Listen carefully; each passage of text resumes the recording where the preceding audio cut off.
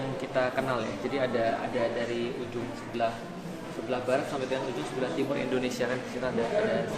Nah, sedangkan ini adalah kemudian highlight daripada dunia yang zaman dulu. Jadi kalau orang bilang dunia itu apa sih? Dunia itu ya ini. Jadi yang namanya dunia itu adalah daerah Timur Tengah. Yang lain belum ada. Timur Jauh itu belum kelihatan.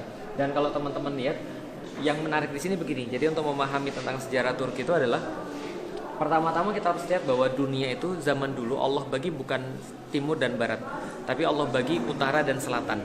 Nah, utara dan selatan, dan Allah membagi utara dan selatan itu dengan deretan gunung. Nah, coba lihat nih. Dari sini nih ada gunung tuh. Ini kan gunung. Lanjut sini gunung, sampai kemudian sampai Cina nanti juga gunung. Jadi dari timur sampai ke barat semuanya gunung semua. Nah, kenapa dibatasin dari utara sampai ke selatan gunung? Karena di utara ini ada sesuatu yang berbahaya, sehingga mereka nggak boleh ganggu yang sebelah selatan. Nah, apa yang berbahaya? Ceritanya begini. Pas dulu Nabi Nuh itu kemudian setelah selesai banjir besar, berdasarkan dalil-dalil Israiliyat. Jadi dari Israiliyat itu diambil daripada Alkitab, diambil daripada kemudian dalil-dalil yang lain, kemudian diceritakan ulang. Kalau kita orang Muslim kan menganggap bahwa dalil Israiliyat ini, dalil-dalil yang bukan berasal dari Quran dan hadis ini, kita bisa terima, tapi kita juga tidak bisa percaya secara total. Tapi bisa dijadikan sebagai informasi. Contoh, apa saja informasinya? Salah satunya adalah bahwa setelah selamat itu Nabi Nuh punya 3 anak yang selamat diceritakan, yang laki-laki, Sem, Ham, dan Yafid. Namanya siapa? Sem, Ham, dan Yafid. Nah, Sem ini dikasih wilayah pertengahan dunia. Nah, ini daerah Syam. Makanya namanya Syam. Diambil dari namanya Sem. Keturunan Sem itu disebut dengan Semit. Pernah dengar kata-kata Semit? Contoh misalnya orang-orang Yahudi berkata, kita terus menggalakkan orang-orang Jerman itu adalah gerakan anti-Semit yang nggak setuju sama orang-orang Yahudi, Holocaust dan sebagainya. Nah, Sem itu adalah keturunan daripada Sem. Bahasa-bahasa Semitik misalnya, bahasa Arab, Ibrani itu Semitik, satu rumpun. Kenapa? Karena sama-sama keturunan Sem, gitu kan ya. Nah, selain kemudian Sem dikasih wilayah bagian Syam ini, bagian timur tengah ini, juga ada yang namanya Ham. Ham ini dikasih wilayah bagian sebelah sini, sebelah selatan. Orang-orangnya ciri-cirinya hitam, rambutnya kemudian kriwil, lalu kemudian orangnya yaitu hitam-hitam dan kriwil gitu kan ya. Nah, itu Ham, keturunannya namanya Hamid. Contohnya orang-orang Afrika, orang-orang kemudian bagian-bagian selatan lah, Maroko yang awal dan seterusnya.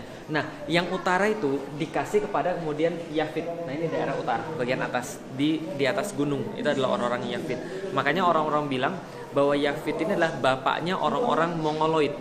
Termasuk orang-orang Indonesia itu bapaknya adalah Yafid. Nah, kenapa? Karena Yafid ini tinggalnya di bagian utara. Kenapa kemudian Allah membatasi kemudian gunung? Supaya orang-orang utara nggak nyerang ke selatan. Karena orang-orang utara itu kemudian sadis-sadis, orang-orang kejem-kejem. Mereka bangsa penunggang kuda, mereka kemana-mana dikatakan oleh Rasulullah pakai sendal dari bulu. Nah, kenapa? Karena dingin. Dan mereka orang-orang yang daerah atas-atas ini. Siapa aja keturunan Yafitik? Attila Dahan itu Yafitik, Viking itu Yafitik. Siapa lagi misalnya? Orang-orang Mongol itu Yafitik. Turki juga termasuk Yafitik. Nah, termasuk orang Cina juga Yafitik. Nah, makanya sejarah itu menghiasi bahwa seluruh peradaban itu, yang orang-orang di bawah, yang tengah dan bawah ini, semuanya menutupi seluruh celah-celah gunung ini kalau ada. Karena kan kalau ada gunung-gunung begini nih, ada kemudian kayak gini-gini sungai, ini kan membelah gunung nih. Nah, ini kan berarti kan ini kan bisa lewat orang. Nah, maka orang-orang tuh nutupin celah-celah ini supaya dari utara nggak nyerang ke selatan. Contoh misalnya Cina itu kemudian walaupun mereka Yafitik juga, mereka nutupin dari Mongol untuk nyerang ke sebelah selatan. Dari sini juga sama. Orang-orang nutupin ini juga. Orang-orang Itali, daerah Eropa sana juga nutupin dari atas. Kalau pernah baca Asterix dan Obelix itu juga sama kan. Ceritanya seluruh peradaban di dunia dari timur sampai ke barat itu menakutkan orang-orang yang sebelah utara. Karena orangnya kejem-kejem, orangnya sadis-sadis, orangnya pintar perang. Nah, ceritanya pada satu waktu pernah baca tentang Zulkarnain belum tahu. Al-Kahfi pernah baca? Surat Al-Kahfi terakhir tentang Zulkarnain kan. Zulkarnain disuruh Allah ke timur, suruh Allah ke barat. Ujungnya Allah suruh ke tengah. Di tengah itulah kemudian dia diminta oleh kaum untuk kemudian menutupi sebuah celah yang kemudian jadi tempat menyerangnya Ya'juj dan Ma'juj. Nah, Ya'juj dan Ma'juj ini golongan Yafitik. Jadi dari utara ke selatan juga. Maka dia kemudian membangun, kalau teman-teman baca di dalam Al-Quran, sebuah casting dari tembaga yang kemudian dicor, lalu kemudian membentuk tembok yang nggak bisa dilewati oleh orang-orang Ya'juj dan Ma'juj, gitu kan ya. Nah, ketika kemudian dia buat tembok itu, ada golongan Ya'juj dan Ma'juj yang tertinggal. Bahasa Arabnya taroka itu meninggalkan, yatruku turkan, taroka yatruku turkan, turika ditinggalkan. Akhirnya itulah kemudian dikasih nama Bani Turk. yaitu adalah orang-orang yang tertinggal. Ketika kemudian Zulkarnain kemudian ngeblok itu kemudian untuk supaya Ya'juj dan Ma'juj nggak bisa nyerah. Nah, itulah bangsa Turki. Bangsa Turki ini kemudian berdasarkan hadis Rasulullah SAW, itu kata Rasul, orang Turki dibagi 3. Ada yang kemudian tetap dalam agama nenek moyang mereka, ada yang kemudian memerangi Anda, ada yang kemudian masuk Islam lalu kemudian membantu Anda. Nah, inilah Turki yang kita kenal sekarang. Makanya Rasulullah SAW bilang, watarku turka idza tarkukum. Jangan ganggu orang-orang Turki, tinggalkan orang-orang Turki selama mereka meninggalkan kalian. Nah, kenapa? Karena mereka pintar perang. Nah, orang-orang Turki itu asalnya dari sini. Dari daerah sebelah timur yang sekarang kita kenal dengan nama Xinjiang. Itulah kemudian daerahnya orang-orang Turki. Makanya kita lihat sebelah situ yuk. Ini kan Cina nih. Ya kan ya? Ini kan Indonesia di bawah sini. Nah, ini kan Xinjiang. Daerah sini nih kemudian orang-orang Turki banyak beremigrasi.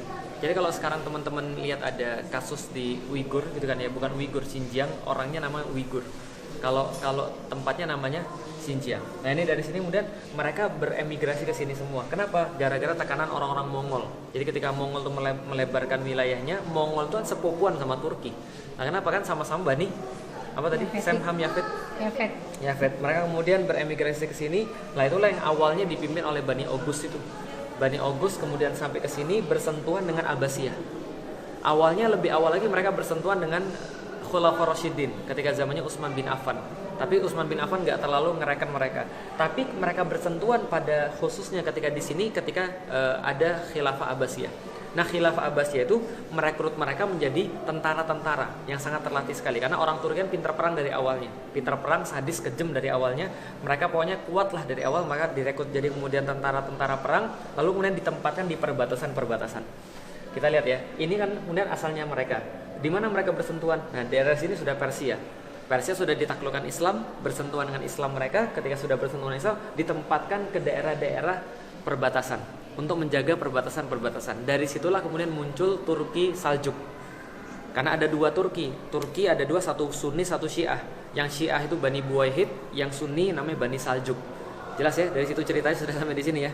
Berarti kemudian ketika mereka beremigrasi ke sini, mereka ketemu dengan Abbasiyah, direkrut kemudian jadi kemudian tentara-tentara karena orang-orang Abbasiyah malas perang. Kenapa orang-orang Abbasiyah malas perang? Karena mereka sudah happy, mereka sudah hidupnya sudah sudah nyaman, hidup mereka sudah stabil, mereka nggak mau lagi jihad fisabilillah, maka jihad itu diberikan pada orang-orang Turki. Orang-orang Turki diberikan kemudian daerah-daerah sini namanya apa? Beyliks.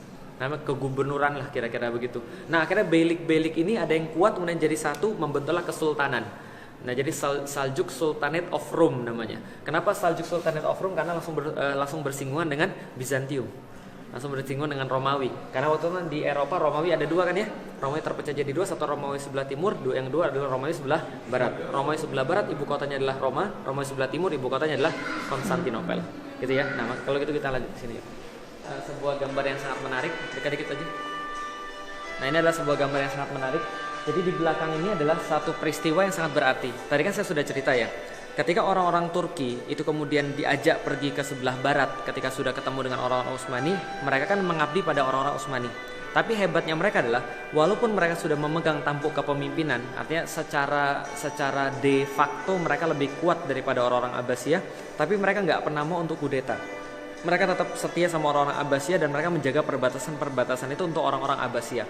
Waktu itu ketika zamannya Mu'tasim misalnya, Mu'tasim itu seorang khalifah, dia sempat ditanya sama orang-orang Arab, kamu ini kok saking banyaknya kamu merekrut orang-orang Turki sampai-sampai kami ini mengira ini adalah negara Arab atau ini adalah negara Turki. Ini adalah kemudian kekhilafan Arab atau ini adalah kekhilafan Turki. Karena saking banyaknya orang-orang Turki. Kenapa? Karena Mu'tasim itu pernah sangat zolim pada ulama. Jadi kalau pernah teman-teman dengar Ahmad bin Hambal ditangkap gara-gara kasus khalqul Quran, yang menganggap bahwa Al-Quran itu adalah bukan makhluk.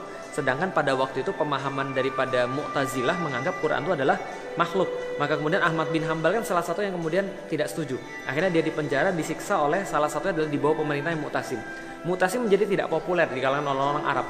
Dan akhirnya dia meminta bantuan orang-orang Turki untuk jagain semua tempatnya, termasuk di sebuah kota namanya Samarra. Samarra itu kemudian banyak sekali orang-orang Turki. Saking banyaknya orang-orang Turki, mereka kemudian berpikir ini kekhilafan Arab atau ini kekhilafan Turki. Nah, ketika kemudian mereka berlaku seperti itu, karena saking banyaknya orang Turki yang ditempatkan di ujung, salah satu yang kemudian berhasil mengorganisir jadi bagus adalah namanya Kesultanan Saljuk. Tadi kan ada 2 kan ya, yang Sunni itu namanya Saljuk, yang Syiah namanya Buwayhid. Nah, Saljuk itu sultan yang sangat terkenal namanya Alp Arslan. Alp Arslan itu Alp Arslan artinya singa. Singa yang sangat pemberani, Alp Arslan. Nah, itu orangnya tadi yang kita bilangkan dilihat. Ini adalah kasus ketika tahun 1071. Namanya peperangan Manzikert. Sekarang namanya daerah Malazgirt. Nah, Manzikert ini 1071. Kenapa terjadi kejadian begitu? Saya sudah bilang Abbasiyah bersentuhan dengan Turki. Lalu pada tahun 1000-an ketika mereka sudah ngirimin kemudian ke ujung-ujung kota mereka untuk jadi penjaga-penjaga perbatasan, maka mereka dapat pada saat itu mereka itu menambah luas wilayahnya.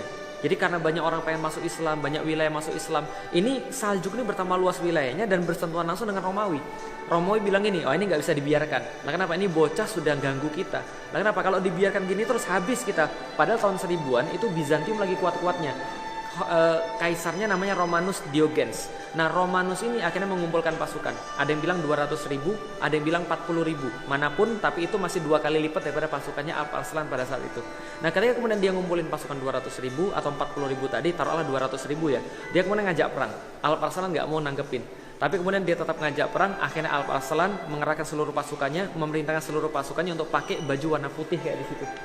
Itu bukan hanya baju warna putih, tapi dia libet kemudian badannya pakai kain kafan. Dan seluruh pasukannya juga sama. Bahkan di perisai-perisainya juga dikasih kain kafan. Supaya kenapa? Maju, kalau kalian mati kalian sudah dikuburkan pakai ini. Tapi kalau kalian selamat berarti Allah sudah memenuhi janji pada kalian. Kalau kalian mati kalian akan syahid.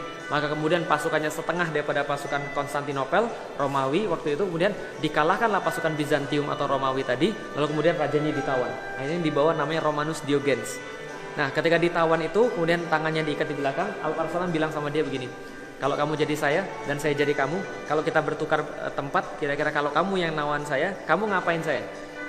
Rajanya kemudian bilang, ya saya bunuh kamu dan saya akan hinakan kamu, mungkin saya akan seret kemudian mayatmu dengan kuda saya. Alp Arslan bilang, saya bisa melakukan itu, tapi saya melakukan sesuatu yang lebih menghinakan kepada dirimu. Apa yang lebih menghinakan?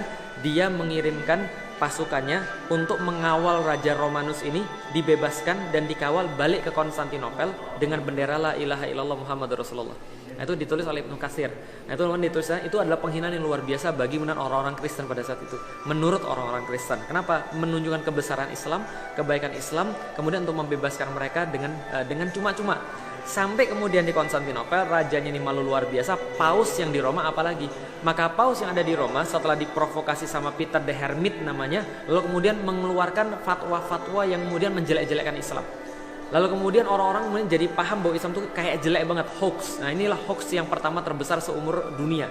Nah, kenapa? Ya nggak pertama sih, tapi termasuk hoax yang terbesar di dunia. Disebarkan kemana-mana. Orang Islam tuh suka makan bayi. Orang Islam tuh pakai kalung dari kemudian tengkorak bayi. Orang Islam tuh adalah anti Kristus. Orang Islam tuh adalah tidak suka dengan kebaikan. Mereka makan mayat. Kayak gitu-gitulah. Pokoknya mereka anti Kristus, mereka anti agama kita. Mereka pengen menghancurkan Kristendom dan sebagainya. Akhirnya muncul seruan perang salib dari peristiwa ini. Nah, ini peristiwa Manzikert 1071. Perang salib pertama 1089 kalau saya nggak salah. 1090-an.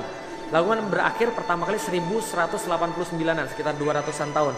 Nah, maka inilah kemudian yang menjadi cikal bakal perang salib. Paham ya? Nah, ketika perang salib itulah kemudian terjadi antara Kristen dan Islam.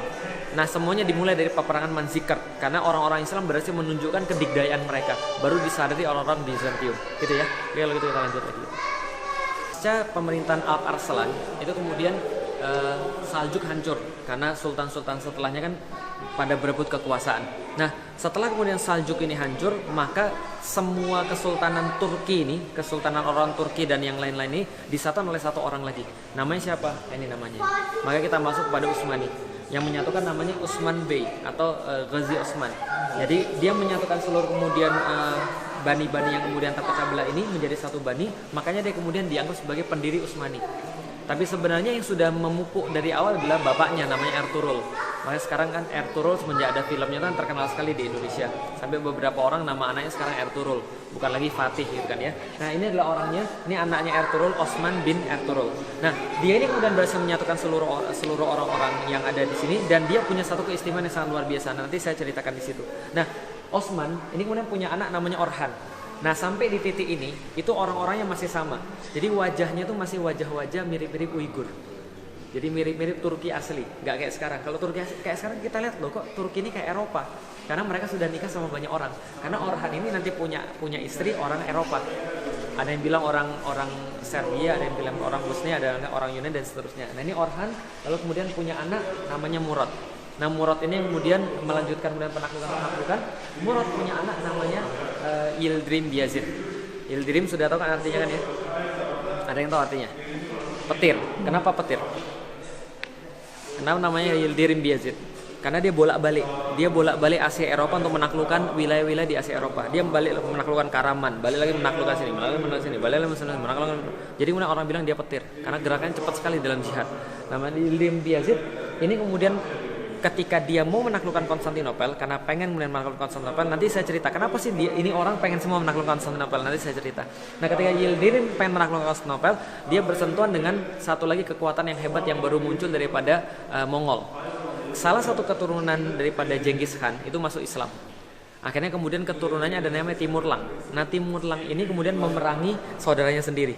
Karena dia bilang bahwa saya pengen bahwa saya jadi pemimpin seluruh kaum muslimin di seluruh dunia. Nah maka ketika dia memerangi kemudian kaum muslimin sendiri, akhirnya ketika berperang, setelah itu kemudian ini kemudian berhasil ditangkap sama Timurlang. Ditahan di tempat satu tempat, kalau dari gambarnya kayaknya Isil Jami ditahannya di sana. Nah ketika ditahan di sana, meninggal dalam kemudian kurungan. Setelah meninggal, anak-anaknya berebut kekuasaan. Anaknya berebut kekuasaan dan orang-orang mengira bahwa Turki sudah habis, Utsmani sudah habis. Tapi ternyata berhasil disatukan lagi oleh seseorang namanya namanya Birinci Mehmet. Ini adalah Mehmet I yang kemudian menyatukan kembali seluruh Turki. Maka orang bilang inilah kemudian pendiri Turki yang kedua. Setelah kemudian Osman Ghazi, lalu kemudian Mehmet I. Dan Mehmet I ini adalah orang yang sangat penting bagi orang-orang Indonesia. Kenapa? Lihat pemerintah dia 1413 sampai 1421. Di zamannya dia itu diperintahkan Wali Songo untuk ke Indonesia. Nah jadi dia kemudian mendapatkan mimpi dari Rasulullah.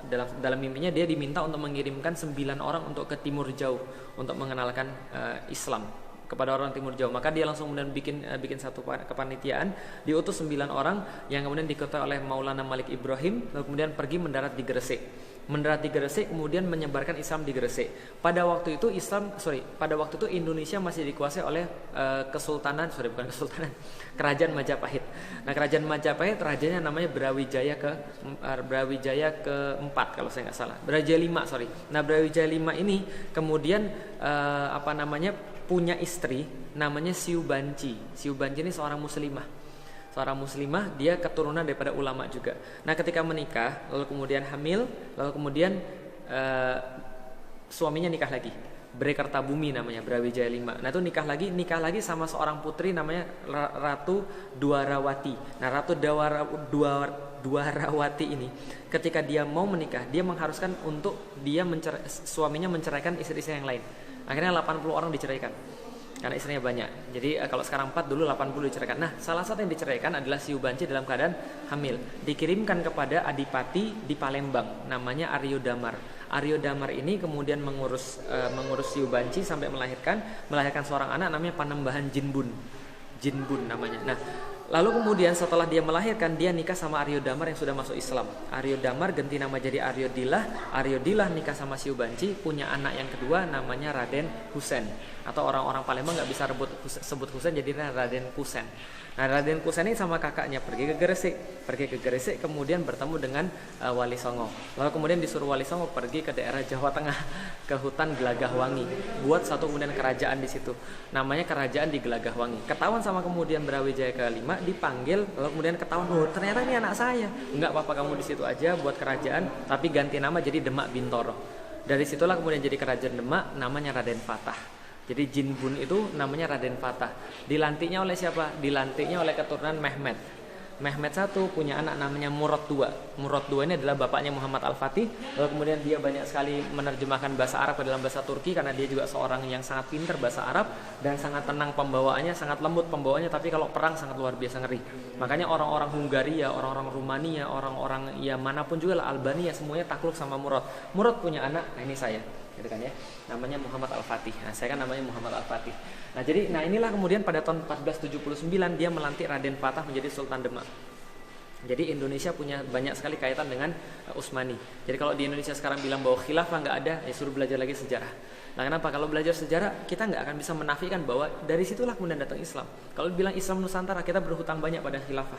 Nah, kenapa? Karena khilafah itulah kemudian mengirimkan kemudian utusan-utusan ke Nusantara. Bisa dipahami ya? Nah, kemudian ini Muhammad Al-Fatih yang nanti menaklukkan Konstantinopel. Kenapa sih kemudian 7 ini yang dipasang doang? Ya, karena ini kan ruangan penaklukan Konstantinopel. Maka 1, 2, 3, 4, 5, 6, 7. Berarti takluknya pada keturunan ke 7. Oke kalau itu sih. Tapi lebih luas sih sebenarnya daripada ini. Kalau teman-teman lihat ini kira-kira kebayang apa? Dari tengah jadi. Nah, teman-teman nggak apa-apa sini boleh. Kalau lihat ini kebayang apa kira-kira? Kebayang apa nih? Ini bentuknya kayak apa nih? Lihat-lihat aja. Bentuknya kayak apa nih kira-kira? Nggak ada yang tahu. Kelihatan nggak ini bulan? Iya nggak sih? Lihat nih ada bulan. Bentuknya kayak bulan nggak? Bintangnya di mana? Lah, jadi gini ceritanya. Ini bukan ngayal, bukan ngarang, tapi mengayal sih. Karena dalam bahasa Turki hayal apa? Hayal artinya? Hayal artinya? Hayal, imajinasi apa lagi? Mimpi. Mimpi ya. Nah, jadi ada cerita tentang tentang impian Utsman. Jadi impian Utsman itu, jadi Utsman yang tadi Utsman Ghazi itu punya guru namanya Edebali. Punya syekh namanya Edebali. Dari sini kita dapat pelajaran bahwa setiap sultan-sultan Utsmani itu pasti ditemani oleh seorang syekh.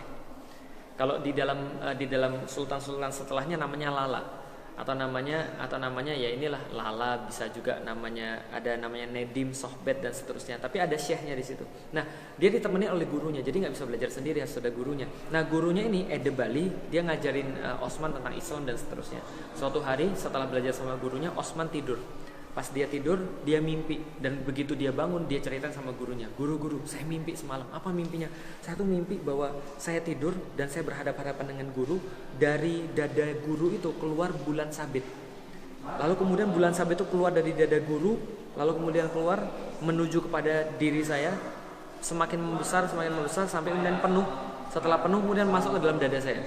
Setelah masuk dalam dada saya, kemudian dari dada saya itu tumbuh pohon cenar.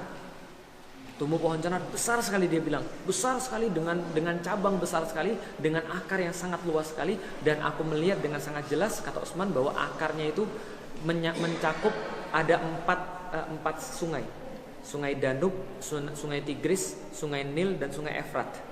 Ada 4 sungai. Lalu aku melihat seluruh tajuknya itu melingkupi 4 gunung. Ada gunung Hemus, ada gunung Atlas, ada gunung Taurus, ada gunung Kaukasus. Semuanya melingkupi 4 gunung dan 4 sungai, dan aku melihat semuanya sangat rindang sekali. Kulit-kulit pohonnya aku kemudian melihat berubah menjadi sebuah menara-menara masjid. Kemudian banyak sekali burung-burung kemudian mengitari di atasnya, bertawaf di situ. Nah, aku melihat banyak sekali kemudian tanaman-tanaman yang sangat subur, buah-buahan yang sangat bagus, ladang-ladang pertanaman, kuda-kuda yang sangat banyak, manusia yang sangat banyak. Azan, kemudian aku dengar tuh seperti itu. Lalu kemudian ketika itu semuanya, tiba-tiba aku melihat pohon cenar itu seluruh daunnya berubah menjadi pedang Arab. Lalu kemudian semuanya menuju pada satu titik. Satu titik itu adalah Konstantinopel, dia bilang begitu. Lalu kemudian aku terbangun, dan ketika aku terbangun itu, ketika itu kemudian seluruh gambaran tadi itu berubah menjadi cincin, dan cincin itu dipakaikan dalam tanganku, kata Utsman. Lalu kemudian dia terbangun. Lalu dia ceritain itu sama gurunya bilang, serius begitu? Iya. Kamu nikah sama anak saya jadi. Akhirnya kemudian Syekh Edebali menikahkan Utsman pada anaknya namanya Malhun. Dari situlah kemudian muncul kemudian keturunan-keturunan yang lain. Nah, maka kemudian impian Utsman itulah yang diwariskan pada anak-anahnya. Berasal dari mana? La tuftahanul Konstantiniyah fala ni'mal amiru amiruha wala ni'mal jaisu dzalikal jais. Kata Rasulullah, akan ditaklukkan kota Konstantinopel, sebaik-baik penakluk adalah dia, dan sebaik-baik pasukan adalah pasukan dia. Bisa dipahami ya? Artinya ini kemudian yang menjadi inspirasi bagi seluruh orang itu, makanya mereka semua mau menaklukkan Konstantinopel. Jadi ini ibarat sudah kayak apa ya? Sudah kayak tujuan turun temurun. Jadi dari buyut kepada cucunya, cucu kepada bapak, bapak pada anaknya, anak pada cucunya lagi, semuanya kemudian diwariskan. Kenapa? Karena mereka pengen agar ini adalah pencapaian terbesar dalam keluarga kita. Orang Turki bilang kizil elma, apel merah mereka. Jadi sesuatu yang sangat diinginkan oleh mereka adalah kota Konstantinopel. Maka mereka bikin bulan lalu bintang. Itu kemudian yang saya dapat dari kemudian apa yang kemudian saya baca. Walaupun orang-orang banyak bilang, oh bulan bintang artinya penyembahan terhadap pagan. Ya saya sih nggak terlalu banyak bahas itu sih. Tapi yang jelas ini kemudian impian Utsman, gitu ya. Kalau mau lihat di tengah tuh, adalah nasihat Ertugrul kepada kemudian Osman. Jadi nasihat Ertugrul kepada anaknya coba lihat baik-baik. Ini adalah ingat-ingat anakku bahwa kamu boleh kemudian melawan saya, tapi kamu jangan pernah melawan Syekh Edebali. Jangan pernah kamu menyakiti Syekh Edebali karena dia adalah kemudian sebuah cahaya yang tidak akan kemudian hilang atau cahaya yang sangat kuat. Dan kemudian keutamaan dia itu lebih banyak daripada saya. Kamu boleh melawan saya tapi kamu jangan melawan Syekh Edebali. Kenapa? Karena kalau kamu memberontak terhadap saya, paling saya akan merasa marah dan saya akan terluka. Tapi kalau kamu melawan Syekh Edebali, aku nggak akan pernah ngelihat kamu. Nah, kenapa? Aku nggak akan pernah nganggap kamu. Mata saya akan buta terhadap keberadaanmu. Kamu nggak akan saya anggap sebagai anak. Kenapa? Karena saya berbicara bukan atas Syekh Edebali tapi untuk kepentinganmu sendiri. Jadi gini, orang tuh ada dua, ada namanya ayah biologis, ada yang namanya ayah ideologis. Dan di sini kemudian Osman Ghazi mengatakan bahwa ayah ideologis itu tidak kalah pentingnya dengan ayah biologis. Bahkan kalau misalnya dilihat yang menentukan jalan itu siapa adalah ayah ideologisnya. Bahwa ayahnya ayahnya adalah yang ikut andil dalam melahirkan dia. Tapi ayahnya belum tentu bisa didik dia. Kalau andaikan antara gurunya sama ayahnya, harus pentingan gurunya. Itu kemudian pendidikannya orang-orang Utsmani, pendidikannya orang-orang Islam sebenarnya. Tapi kalau zaman sekarang kan nggak gitu. Kalau sekarang kemudian orang pergi ke sekolah, lalu kemudian anaknya salah, anaknya dihukum, lalu lapor kepada bapaknya bilang apa? Lapor polisi. Kan itu kan ya. Padahal kalau dia mau taat sama gurunya, dia akan mendapatkan kebaikan luar biasa. Kenapa? Pada ulama, pada guru itu ada barokah. Makanya Muhammad Al-Fatih kalau kita tahu dia punya guru. Siapa namanya gurunya? Aksyamsuddin. Satu lagi Ahmad Al-Qurani. Ahmad Al-Qurani itu ngajarin dia Al-Quran. Ketika datang pada Syekh Ahmad Al-Qurani, dia kan agak petantang-petenteng karena anak sultan. Lalu Ahmad Al-Qurani bilang, saya boleh didik anak ini dengan baik, Sultan. Pada Murad bilang, ya terserah, kan kamu syekhnya. Kemudian dipakai kemudian kayu, dipukul oleh Muhammad Al-Fatih. Kayunya patah, lalu kemudian Muhammad Al-Fatih dari situ merasa takut sama gurunya, sejak itu sangat hormat sama gurunya, lalu dia bisa menghatamkan Quran umur 8 tahun. Jadi kalau guru itu mukulnya aja barokah. Dan guru kan gak mungkin sembarang mukul. Mukulnya aja barokah, apalagi kalau dia sayang sama seorang murid. Tapi kalau guru itu kemudian gak ridho sama seorang murid, gak akan bakal didapat ilmunya. Nah, kenapa Allah tuh menurunkan ilmu pada manusia itu lewat guru. Bisa dipahami ya? Makanya Imam Syafi'i berkata salah satu syarat mendapatkan ilmu adalah dengan guru yang baik. Selain dengan semangat, sungguh-sungguh, dengan harta, dengan apalagi dengan kecerdasan dan waktu yang lama, gitu kan ya. Tapi salah satu adalah guru. Yuk, kalau gitu kita lanjut lagi.